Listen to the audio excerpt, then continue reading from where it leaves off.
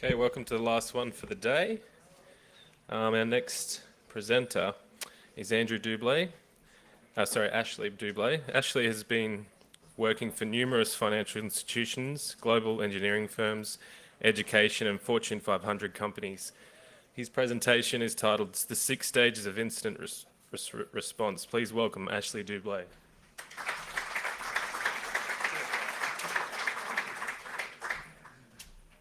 Hey, how's it going? I actually didn't think this room would be as busy as it is, so that's pretty cool. So look, incident response is something we all think that we know how to do. We all sort of understand the concepts and stuff, right? But when the incident happens, we don't actually follow our thought pattern. We don't think straight. We don't cover off what we need to do. We lose evidence, all that sort of stuff. So I want to take today out as a bit of a refresher for all of us. Just to get us back on track. I've got some resources at the end, so hopefully, you can get an incident response plan and all that sort of stuff, take it back to the office and start filling that sort of stuff out and getting something in place. Now, at the beginning of the week, I had the opportunity to sit down with the guys from AusCERT. They did a day-long training session on cyber incident response. We all love cyber, right? Scotty loves cyber. But the alarming thing is at the beginning, we all went around the room and we all talked about what we wanted to get out of it and this, that, and the other. But it seemed like almost half the room there either didn't have an incident response plan or their incident response plan was absolute crap. Now, I mean, half the room isn't prepared. That's really alarming to me. So, we need to get better at this. So why do we need incident response? Why is this such an important thing to us? We all know incidents happen day in, day out, all shapes, all sizes, all colors, different varieties. This isn't a new thing. It's only going to get worse as time goes on. If we're not prepared, it could mean the difference between success and failure of your company. If you've got an internal customer database that gets put on Pastebin or something, and you haven't thought about this, and you don't know how to deal with that, that's your reputation gone. You might not come back from that. Likewise, if you're eBay or PayPal or something like that, and all you do is take payments, and you can't take those payments because someone's taken your system down, and you don't react in the right way, you're knackered.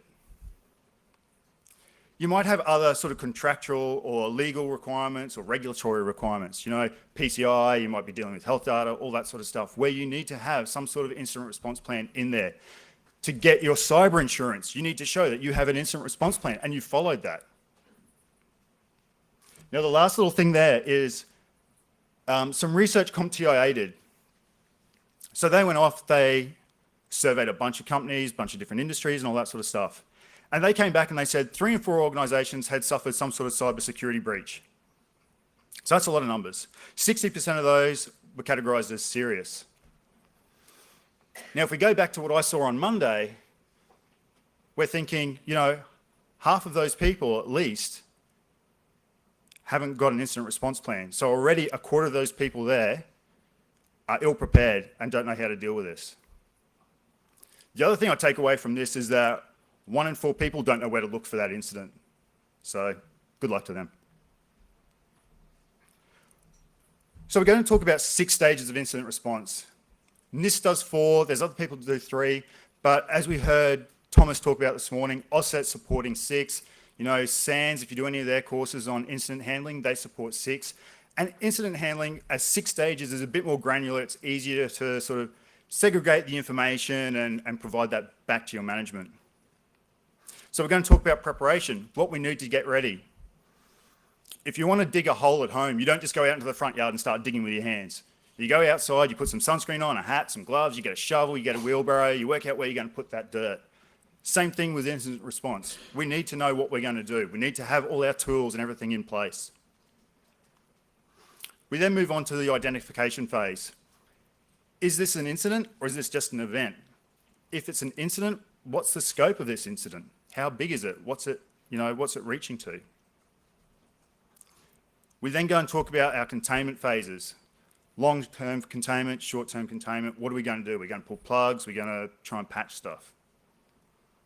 From there, we move on to eradication. How do we get the bad guys out? How do we fix this incident? How do we make sure it's not going to come back? Once we've done that, we talk about recovery. When are we going to put these systems back into production and start getting things kicking along again? And then last but not least, we go into lessons learned. where we talk about what we did well, what we did crap, what we need, what we haven't got, all that sort of stuff. Then we feed that back into our preparation phase and, wait for the next incident. So we'll spend a bit of time on preparation. There's a lot of stuff to talk about here. People and awareness is really important here. The majority of the incidents that we're going to find out about are from your end users. They're going to report it. Now, if our end users don't know what is acceptable and unacceptable from a security point of view, what looks bad, what looks good, how can they report that to us? How do we know? I mean, we've got lots of systems that tell us this, that, and the other, but it's our end users that are going to see the majority of that stuff. Likewise, in terms of awareness, do they know how to report it? Do they put a help desk ticket in? Do they email us? Do they come and see us? Do they call us? What do they do? The next thing we want to look at is our team, our incident response team. We're just security guys. We know about security. We don't know everything about everything. We want our subject matter experts to come along and help us out. We want our database guys. We want our Unix guys, our Windows guys. We want all of them to be able to come and help us out. We want to get them ready and prepared. We want management in there as well. Management have a credit card, they can go and get pizza, coffee, Coke, all that sort of stuff. They're pretty handy dandy, says the manager up here. The next thing is policy and warning banners. We talked about the people, their awareness and what they, detect. If we don't have policies, we don't know what security looks like. Our policy should say security looks like this box. Everything inside that box we know is secure. Everything outside that box, potentially not secure. Could be an incident waiting to happen. So unless we have that policy there and it sort of describes what security is, the end users don't know. We want to think about our access. It's no good to have an incident on a Friday afternoon and say, crap, we need our database admin. We call him up and he's not there. He's at the pub. He's had a schooner or two. We go, okay, crap, let's call his manager. His manager's at the pub buying the beers. And oh, crap, now what? So we call the manager's manager or the director or whoever the hell that is. And he's like, yeah, well, I don't go out drinking, so yeah, you can do whatever you want. But we still don't have the access. So we need to make sure that we can get access to these systems. We might also need access to facilities. It's after hours. We want to send an IR team in, but my swipe card doesn't work on this site. We need to think about that beforehand. Our response plan or our response strategy. Not all of us are going to handle incident response. We might push it off to a third party. We still need a response plan that says that though. We still need a response plan that tells us the different roles and responsibilities within the organisation. Who should be doing what at what time? Who should be invoking crisis management teams? Who should be going and contacting the marketing people, the legal people? Think of your incident response plan as your playbook. It's like when we do DR testing. We have a DR guide. We have like a process that we follow. We all do that once a year. We follow that guide. We know what everyone's going to do and at what point. We need the same thing for incidents. We need to be able to follow a guide and think clearly and know what we're meant to be doing and who's meant to be doing what. We need to think about the tools that we need to use. We might need forensic tools. We might need anti-malware tools. We might need drive duplicators, talons. We might need network switches, network hubs. Think about the stuff that we might need before something bad happens. We want to think about our communication. Once an incident occurs, someone's breached our network, do we feel comfortable using our VoIP phones? Do we feel comfortable using our corporate email systems? Do we want to use mobiles? Do we want to just say, everyone gather around, we're going to talk about this around a desk? Start thinking about communications back to management as well. We need to alert management that something bad's happening. We'll keep you updated, but just so you're aware. We want to look at space, a war room. If it's a significant incident, it might go for days, weeks, who knows. We might need to have a room where we can get everyone in there, that people can't see the sensitive information, where we can scribble on walls, scribble on whiteboards, we can talk it out. Lock the door at the end of that and then come back later on. We might be running shifts to deal with this incident. We might have a daytime shift and then a nighttime shift comes in. We might need to do handover. Think about having that place ready. It might just be an office somewhere, it might be a conference room, whatever, but you need to be able to kick people out, lock it, keep stuff in there. Think about the documentation you have. If I'm working an incident and I'm looking at a database server and I see funky accounts, I see ports that shouldn't be open in my eyes, and I see traffic going around and connecting to systems, unless I have some sort of security architecture document or some documentation that the team has written to tell me what it is, we're not going to know what's normal and what's not. You'll soon find out after your first few incidents that you need more and more documentation to make this happen. And the last one's training. While you have your subject matter experts and they know what they're doing within their role, they might not know how to go and find that information for you when you need it. I need you to interrogate this or find that or whatever. Look for these services, look for these accounts. They might not know how to do that. So make sure they've got adequate training in that. Make sure they have adequate training in the incident response process. So when it all goes pear-shaped, when everyone's all flustered and doesn't know what they're doing, it's just a knee-jerk reaction. It's like our business continuity, our disaster recovery stuff.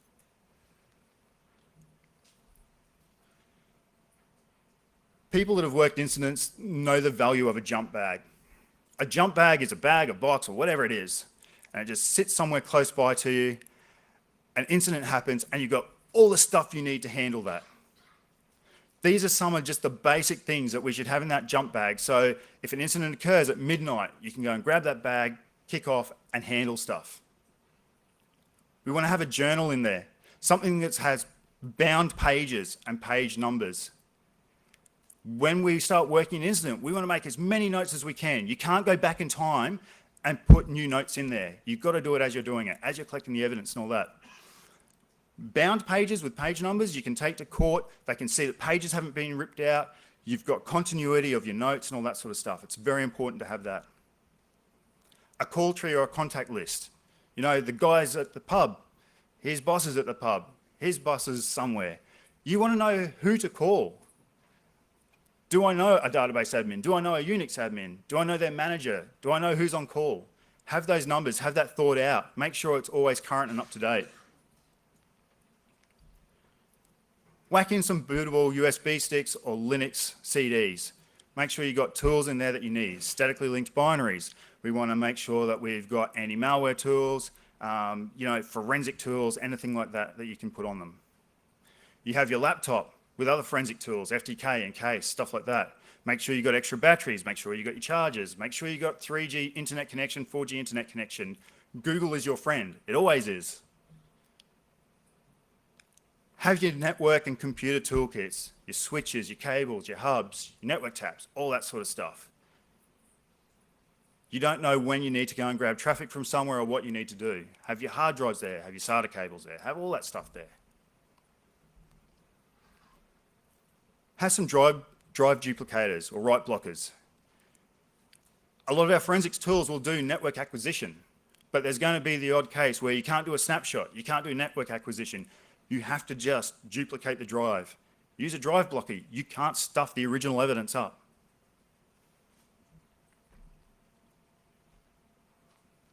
So we've got all our preparation done and we're, someone's come up and said, look, bad stuff's happening, help.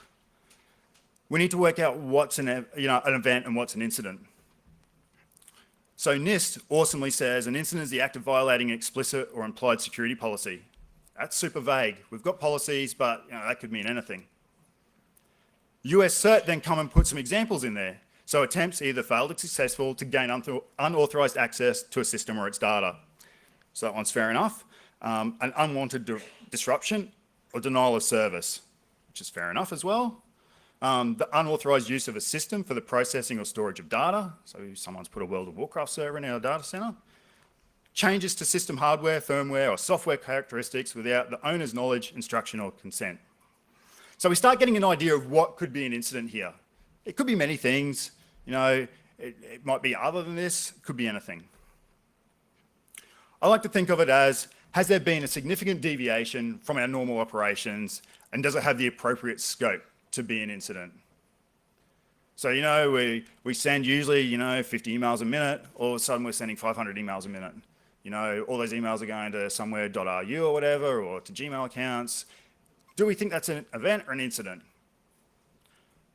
To fully determine it, we want to go and have a look at some of our logs. We've all got these whiz-bang tools that give us log files and all this, that, and the other. Start looking at them. System logs, error logs, DLP logs, AV logs, firewall logs, all that sort of jazz. Start putting all that data together and having a look at what's going in and out and determining if it's bad. If we determine it's an incident, start reporting on it.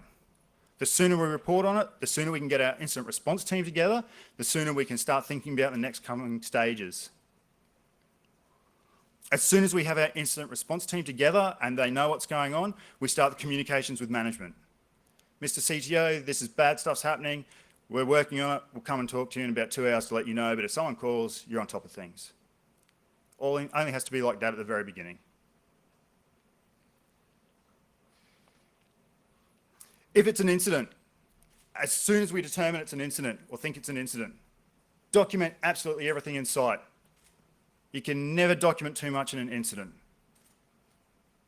There's been many times where I've worked on an incident with other teams and someone's done documentation, someone hasn't, they've made notes, they haven't made notes, and we always find a hole there where we wish we knew something, but we didn't write it down. We think we know what we did, but we can't quite remember because we did so much stuff. Always document the who, what, where, when, and how. We don't know who we're going to have to provide this to.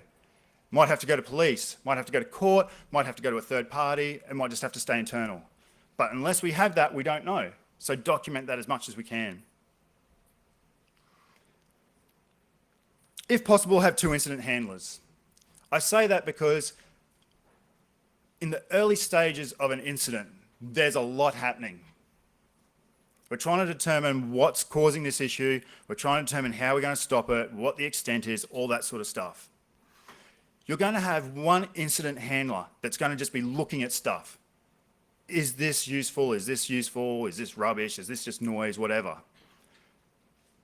The first thing I said there is we want to start documenting everything. We want to start collecting all this in a constructive manner. We want to document how we're collecting this evidence and what we're doing with it. Your first person can then go and say, I need this, this, this, this, and this collected. The second person can then come in with a cool head, calm, collected, start gathering that evidence and documenting how they've gathered that evidence. Once they've gathered that evidence, they can start establishing the chain of custody.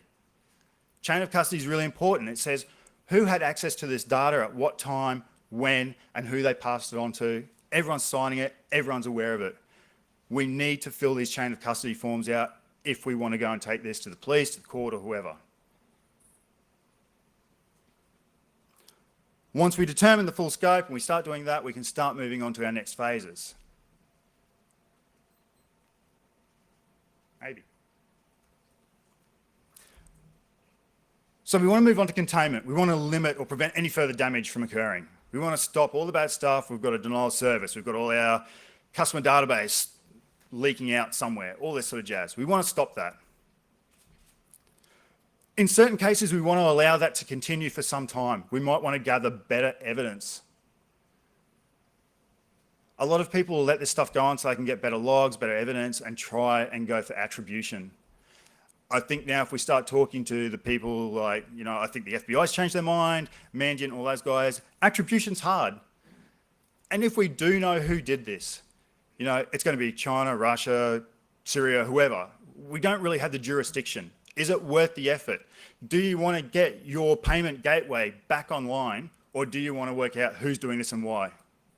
It's a business decision that you have to make. I can't make that for you. We've got a few factors that we need to think about in when we work out what our containment strategy is going to be. We need to work out what the potential damage or theft of the resources is going to be. Do we want to do a short-term containment, long-term containment, whatever? If it's bad enough, we might want to just pull the system offline. What are our requirements for evidence collection? Do we need to allow this to go on for quite some time so we can gather more evidence? Our service availability. I'm PayPal, I can't take payments. Crap. Time and resources required to implement the containment strategy. It might be New Year's Day. All our staff are drunk, hungover, looking for bacon. We can't do anything. You know, it might be easy to just pull the plug. How effective is our containment strategy going to be? You know, are we going to just remove the odd account, shut down a service, put on a patch, fingers crossed it's going to rock? We don't know. And how long do we want this containment strategy to go on for? So before we start diddling with any of these systems, we want to start taking forensic images. Use known good forensic tools. Use your FTKs, your NCases. Worst comes to worst, start using DD, whatever you need to do. One of the important things here is when you make these images, you make your image, you get your hash of your file, make sure the image is sound and not corrupt. I've worked on so many cases where we've had our young guys come in and do all the imaging for us, and when we go to process it at the end of the day, the images are stuffed and we can't do anything with it. Make sure they work, do the validation. It's an easy thing to do. So we start thinking, do we want to do some short-term containment, some long-term containment, something in between? Short-term, we're just going to pull the system offline. We just need to do something quick now. We'll only do it, we'll bring up another server, we'll patch it, we'll do whatever we need to do, but let's just get this fixed for now. Longer-term strategies, you know, we might put temporary fixes in there. We might remove accounts, disable services, firewall rules, patch, who knows? We need to take that on a case-by-case basis. But at the end of that, we've contained it. We're not having any more issues. We've stopped the bad guys from doing bad stuff. You know, sure, we might have stuff on Pastebin or whatever, but, you know, we're stopping it from continuing on.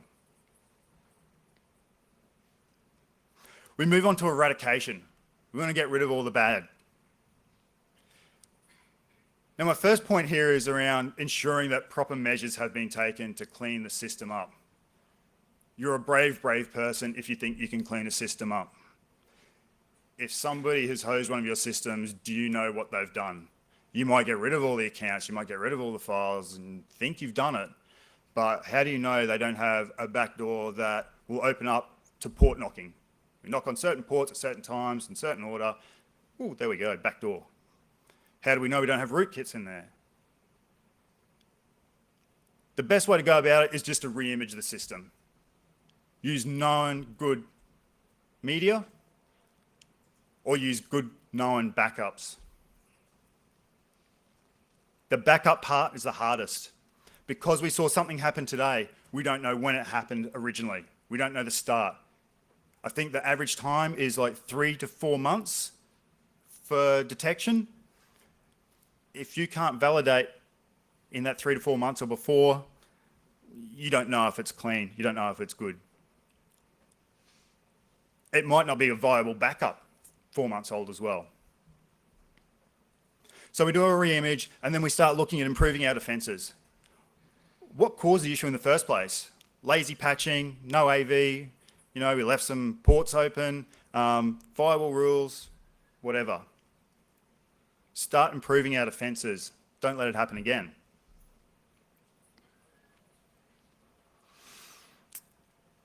Then we want to start putting this stuff back into production. We need to really think hard here how we're going to test a system to make sure it's ready to go back into production. How do we know the system has been successfully rebuilt? How do we know it's fully functioning? How do we know it's clean? Do we have the right tools to test that? Can we monitor it? Can we validate it?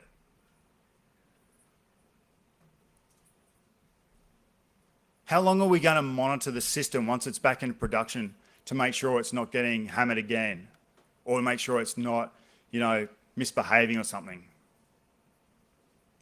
We work that out with the system owners, we work that out with our CERT team, We determine what we're going to do here.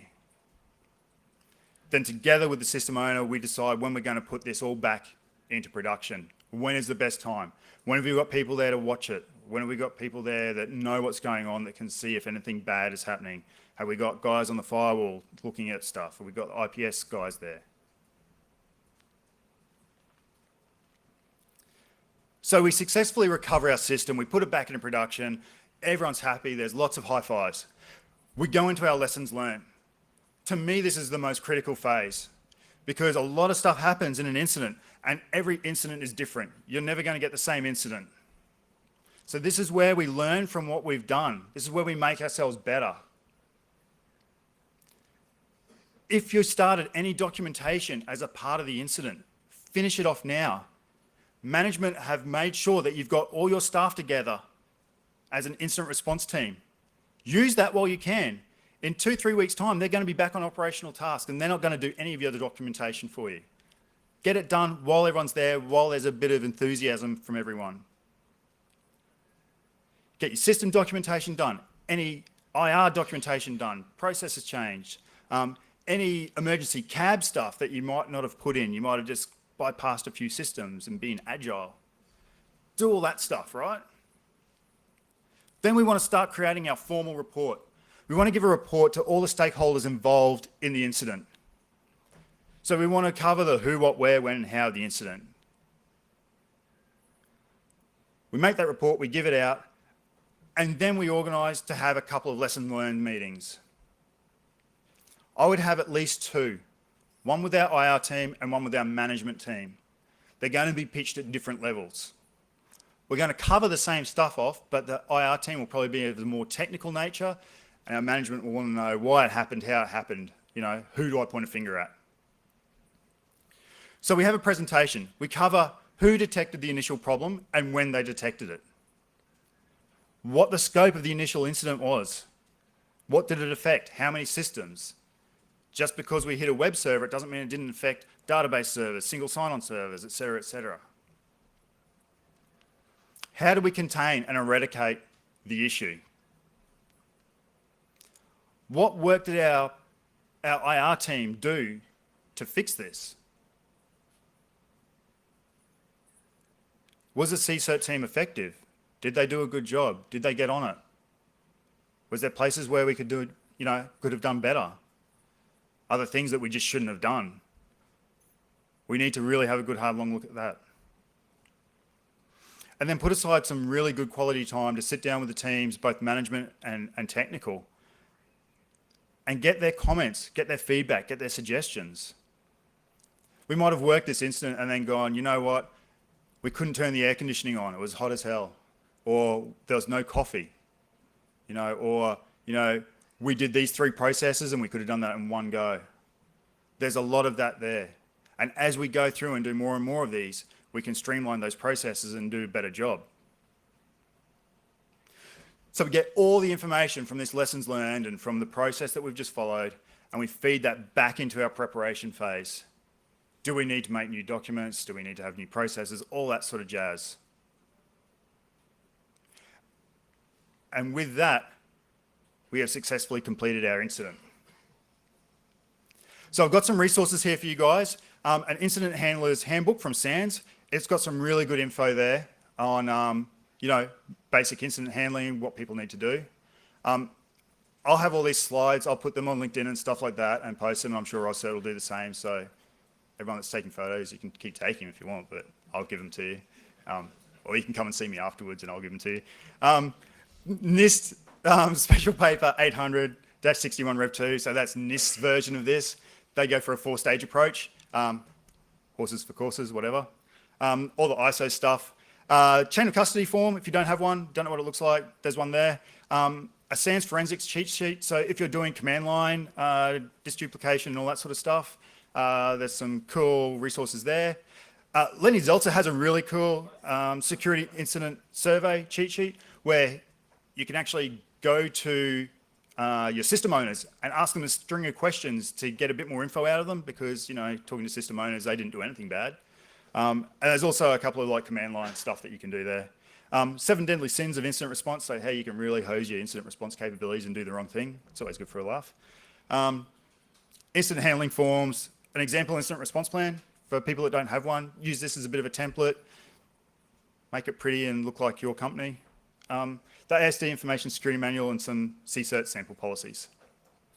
With that, thank you very much. If you want any questions, yell them out.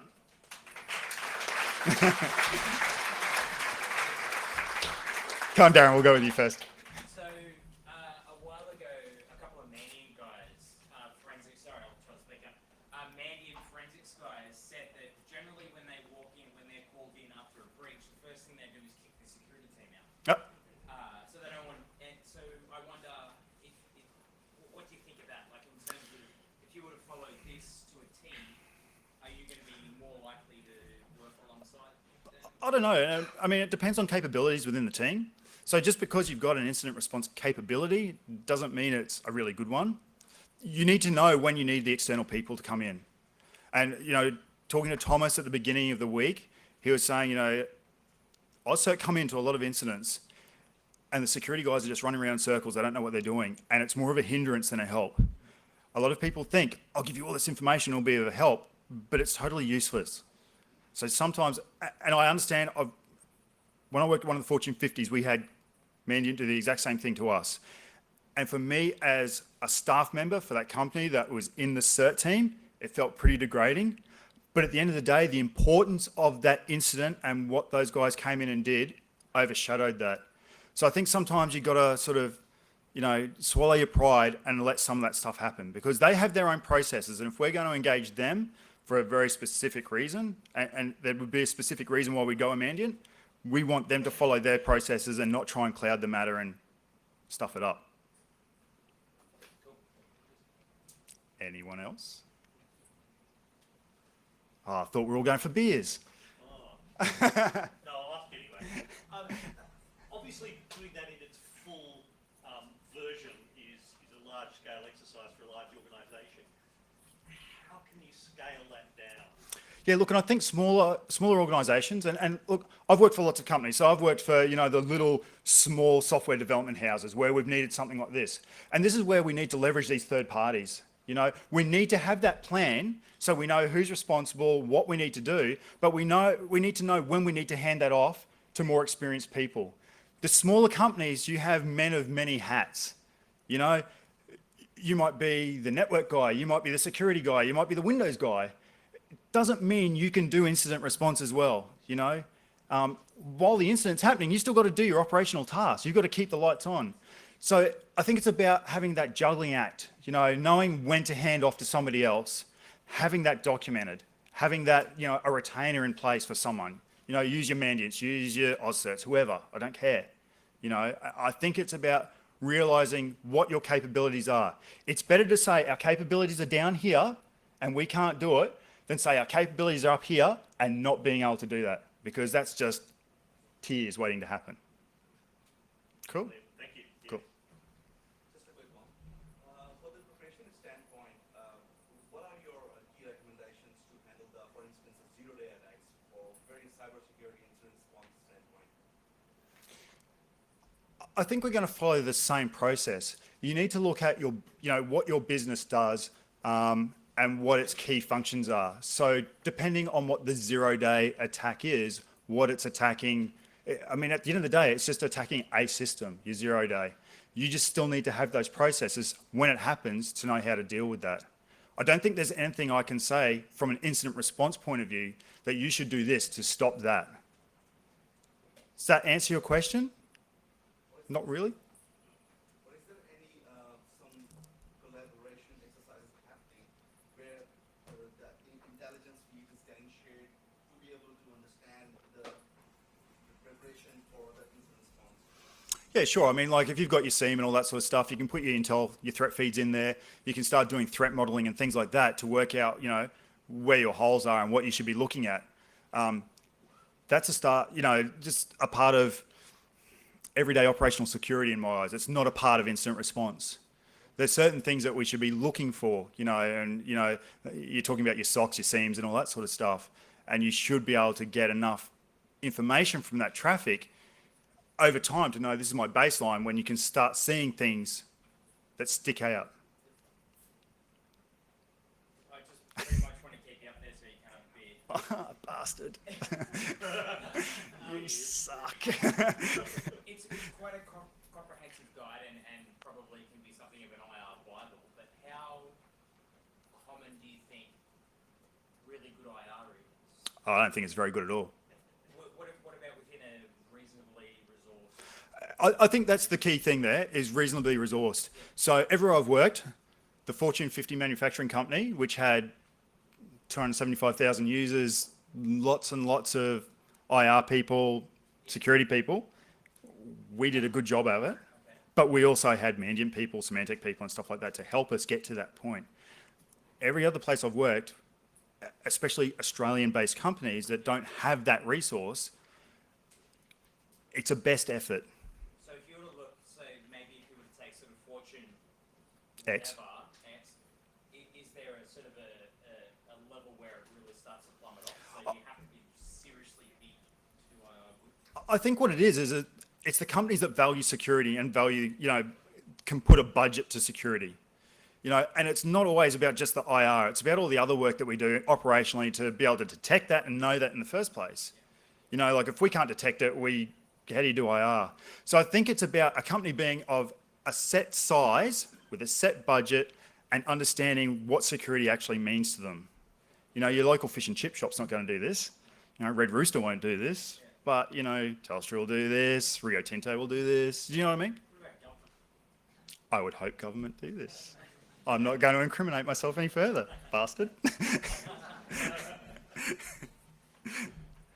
Anything else? Beers. Woo! Thanks, guys.